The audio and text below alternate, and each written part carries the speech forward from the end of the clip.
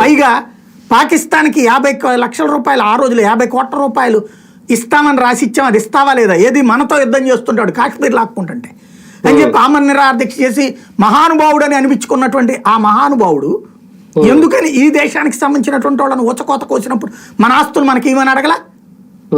వాడు పాకిస్తాన్ వాడు 50 కోట్ల రూపాయలు ఇవ్వాలన్నప్పుడు మనోళ్ళ ఆస్తులని వాడు దెబ్బేశాడు కదా, ఆ 50 కోట్లు ఇక్కడ జమ వేసుకుంటున్నావు అని అడగలేదా నువ్వు? అక్కడి నుంచి నువ్వు పంపించిన ప్రతి హిందూకి ఇక్కడ ఇస్తామని చెప్పాలి కదా గాంధీ అనేవాడు, ఎందుకు చెప్పలా? అప్పుడు చేసిన దరిద్రాలని ఎక్కడో ఎందుకు కాశ్మీర్ నాశనానికి ఎవడు కారణం? ఈశాన్య రాష్ట్రాలు వాళ్ళ పరిస్థితికి కారణం ఎవడు? మతాంతరీకరణలకు ప్రోత్సహించింది ఎవరు? ఈ దేశాన్ని గనక ఆళ్ళ చేతుల్లోనే ఉంటే భవిష్యత్తులో మనం ఇంకొక 5-6 దేశాలుగా అయ్యి ఉండేది. అదృష్టవశాత్తు ఈ దేశం కాపాడబడింది. ఇప్పుడు దాన్ని కవర్ చేయడానికి కొత్తది రాజ్యాంగం అని, కొత్త కాన్సెప్ట్లని ఏదో ఒక విధంగా ప్రజల మధ్య చీలిక ప్రయత్నం తప్పించి ప్రజా ఐక్యత గురించి ఒక్కరోజు మాట్లాడలేదు చూడండి కాంగ్రెస్ పార్టీ. అదే దరిద్రం.